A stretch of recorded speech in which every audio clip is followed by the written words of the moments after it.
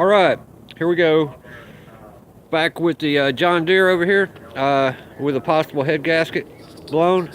In fact, I've cleaned it up.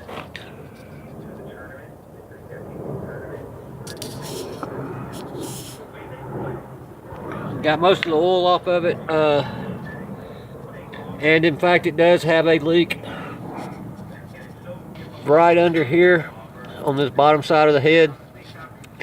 So that's probably from it not being put back on, torquing the bolts in the right bolt pattern, or they didn't clean the surface, or the worst case, it's got a warped head. Doubt it's the warped head though, but I'll check it. Anyway, what I'm going to do next is I'll have to take this cover off. It's 4 bolts. Disconnect the fuel pump right there.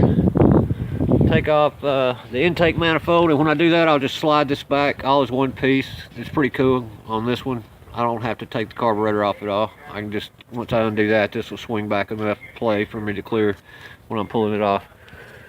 Same with the exhaust manifold over here, which I've already done.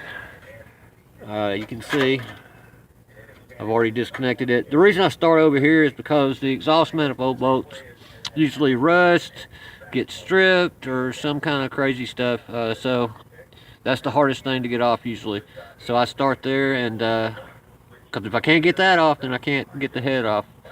So, and then of course this valve cover gasket's got make a gasket in it or something. It really just needs a dry gasket. It's not supposed to have any sealant at all. That's just crazy, because what happens is this stuff will start to deteriorate, and then it'll go back inside the motor on the inside. Yeah. Never ever do that. I mean, in a pinch and a temporary fix on the road somewhere, maybe if it was a car, but that's a bad idea.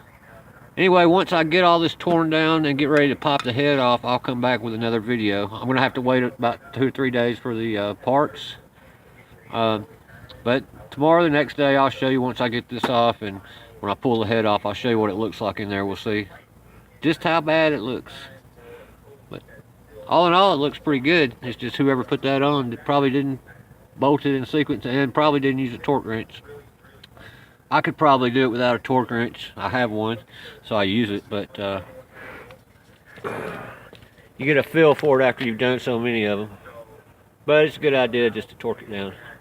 I mean, it's not the space shuttle like pterodactyl says, but it's just a lawnmower.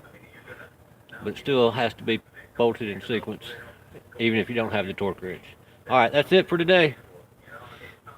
Please subscribe to my channel. Bob out.